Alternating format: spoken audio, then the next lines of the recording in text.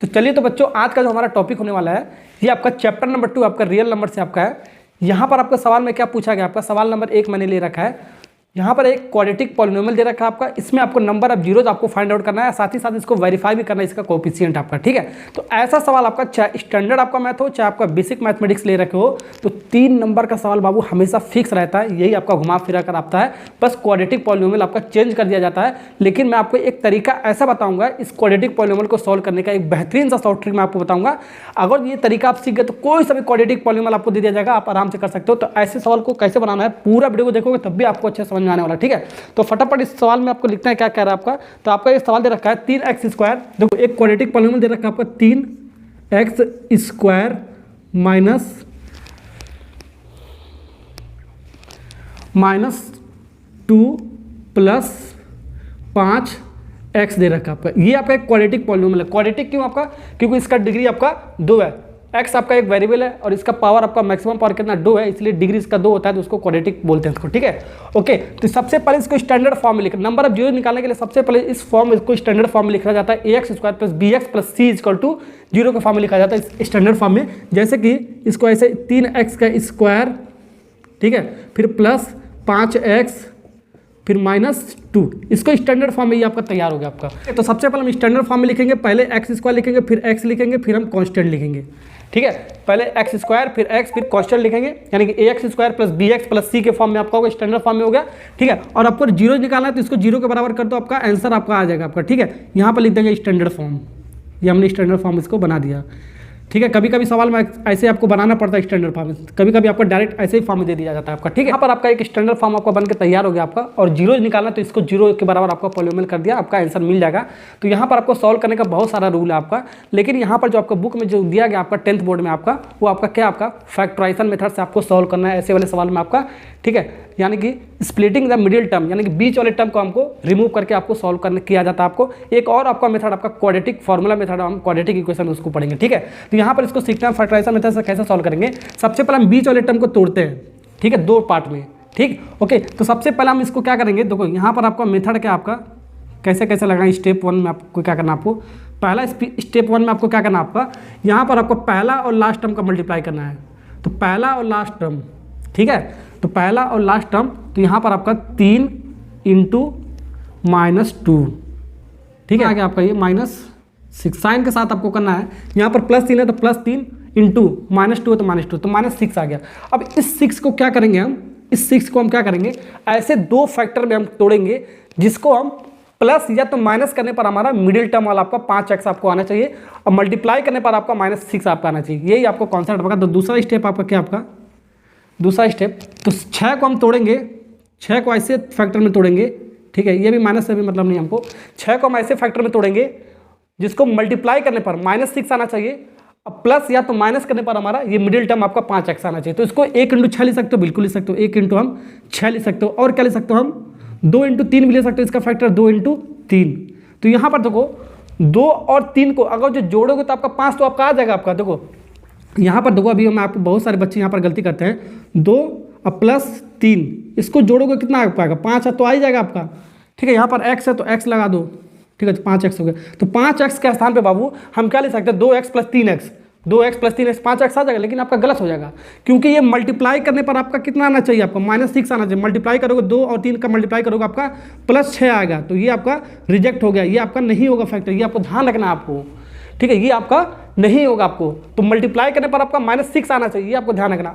अब यहाँ पर देखो आपका इसको आप कर सकते हो, तो इसको क्या ले सकते हो, 6 - 1 = क्या ले सकते हो, 5 नहीं ले सकते हो, 6 - 1 = 5। अब यहाँ पर देखो हमारे क्या ले सकते हो, इसको x है तो x लगा दो, 6 के स्थान पर x लगा दो, और यहाँ पर इसे भी एक ही x लिख सकते हो, 1x यानी कि एक ही x लिख दो, यहाँ पर 5x आ गया आपका, ठीक, बस हमने क्या किया, x लगा दिया है, ठीक है। तो 6x में से 1x जाएगा आपका, 5x प्लस में बचेगा आपका, और इन दोनों का जो मल्टीप्लाई होगा आपका, इन दोनों 6 और -1 का मल्टीप्लाई कितना देगा आपका, -6 देगा आपका। तो -6 आपको आना चाहिए मल्टीप्लाई करने पर, और जोड़ने या घटाने पर आपका मिडिल वाला टर्म आना चाहिए, तो ये आपका होगा, ध्यान रखना आपको, ठीक है। तो वो आपका हो गया, ये वाला होगा, ये वाला आपका नहीं होगा, ठीक है। तो आपका ऐसे लिख सकते हो 6x 3x², ठीक है, प्लस 6x फिर -x, फिर ये माइनस कितना है 2 = 0।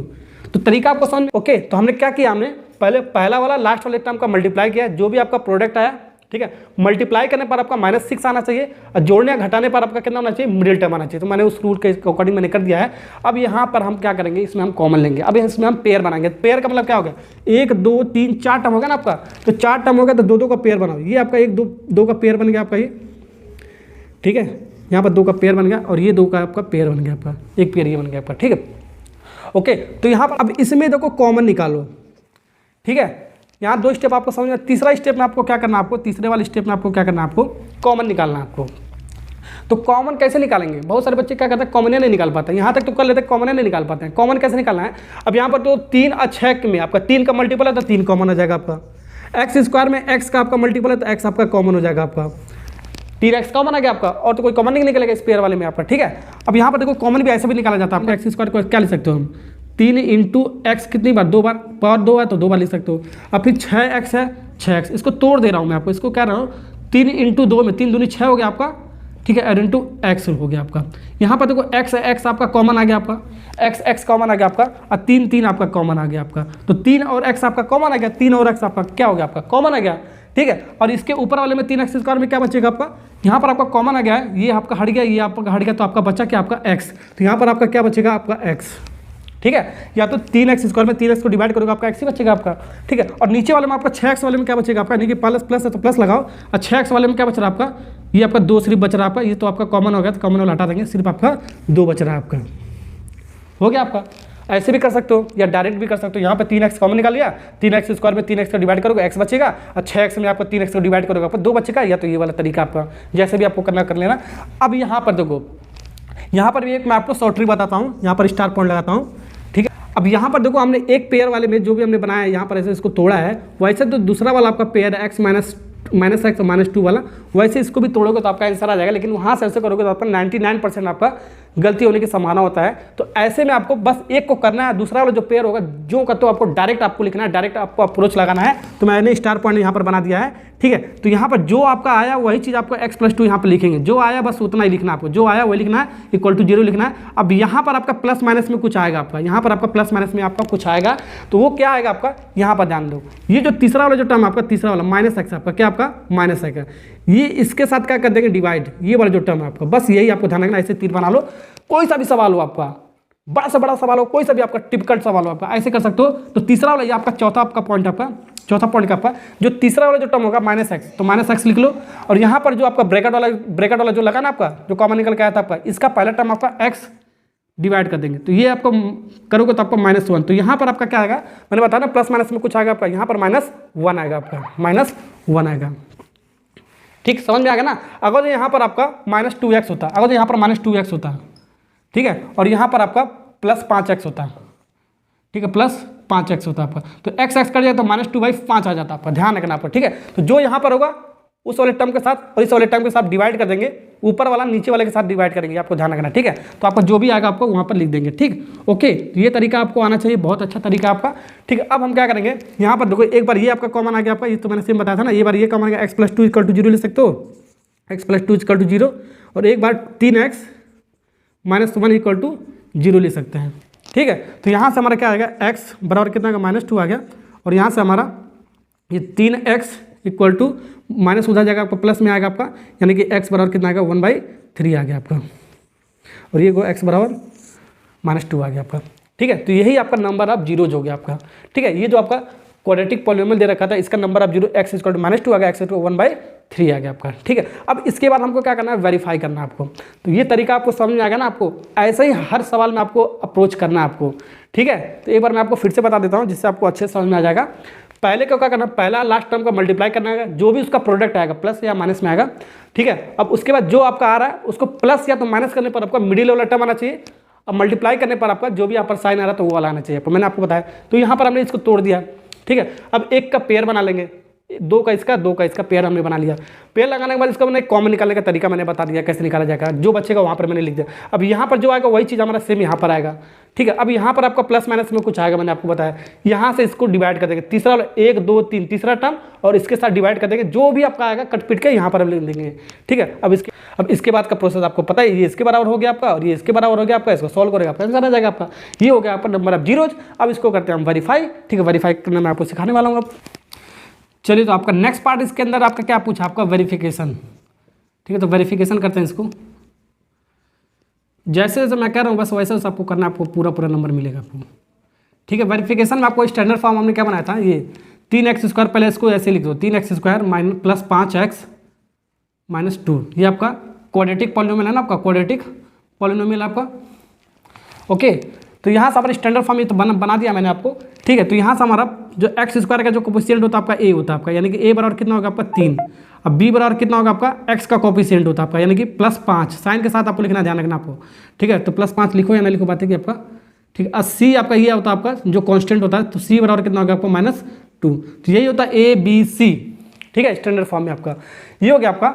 अब हमारा इसका जीरोज को वेरीफाई करना आपका। तो पहला जीरो आपका क्या होता है आपका, पहला आपका जो जीरो होता है आपका सम ऑफ जीरो होता है, यानी कि अल्फा प्लस बीटा, ठीक है, ओके। तो 2 आपका क्या है, इस क्वाड्रेटिक पॉलिनोमियल का 2 जीरोज आया आपका।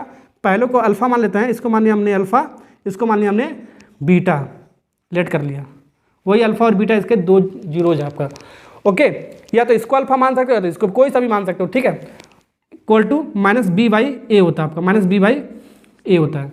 अब इसमें वैल्यू रखो अल्फा प्लस बीटा, तो अल्फा हमारा -2 है आपका, और फिर प्लस बीटा कितना आपका 1/3 आपका, इक्वल टू -b आपका कितना आपका 5 है, तो माइनस है तो माइनस लग गया आपका। a कितना बाबू 3 है आपका। अब देखो left hand side right hand side बराबर है क्या आपका, तो वेरीफाई हो जाएगा आपका, ठीक है। तो यहाँ पर देखो आपका इसको सॉल्व करोगे एलसीएम लेकर, तो आपका ये 3 आ जाएगा आपका। ये आपका कितना 3 दूनी 6, तो -6 प्लस 1 ये आ गया -5/3, ठीक है। अब इसको सॉल्व करोगे तो आपका -5/3 आ गया आपका, -5/3, यानी कि -5/3 के बराबर ही आ गया आपका, नहीं आ गया आपका, यानी कि फर्स्ट पार्ट आपका क्या होगा verify. Hence first part verify हो गया, ठीक है। सेकंड पार्ट भी आपका होता है आपका, सेकंड पार्ट आपका सम ऑफ जीरोज क्या होता है आपका। सेकंड पार्ट में आपका देखो ये क्या होता है आपका, प्रोडक्ट ऑफ जीरो, यानी कि दोनों का मल्टीप्लाई, प्रोडक्ट मतलब मल्टीप्लाई, c/a होता है, c/a होता है। तो अल्फा कितना माना हमने -2, तो -2, और बीटा कितना माना 1/3 हमने माना है, ठीक है। जो भी आपका है वहीं पर रख दिया। और c कितना आवा c कितना हमारा -2 आपका, a कितना बाबू a कितना 3 है आपका। तो यहाँ पर देखो -2/3 और -2/3, तो बराबर नहीं आपका left hand side right hand side, तो left hand side is equal to right hand side, ठीक है। हैंस सेकंड पार्ट, ये आपका सेकंड पार्ट, आपका सेकंड पार्ट वेरीफाइड, ठीक है। तो 3 नंबर आपको मिल गया जैसे जैसे मैंने आपको कराया, ठीक है। ऐसे करोगे पूरा आपको 3 में 3 नंबर आपको मिल जाएगा आपका, ठीक है, ओके। तो अगर जो आपने तरीका ये समझ लिया है जैसे मैंने आपको बताया, तो एक सवाल मैं आपको खुद होमवर्क दे रहा हूँ, इस सवाल का आंसर आपको कमेंट बॉक्स में आपको बताना है, ठीक है। इसका जीरोज कितना आपका और इसको वेरीफाई करके भी आपको बताना है।